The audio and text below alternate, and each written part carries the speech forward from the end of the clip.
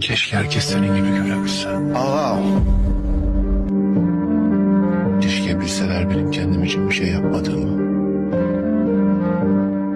Keşke herkes senin kadar minnetkar olsa. Keşke senin gibi görse. Senin kimseye ihtiyacın yok. Ben buradayım. Yetmez mi? Ne olur hadi gözünü. Ben gözümü açıyorum sen. Ne yapıyorum yine sen. Nefes alamıyorum. Nefes alamıyorum. Aldım nefes değil. Yapma ya. Yapma. Yapma bize bunu yapma. Bizim gidelim söz.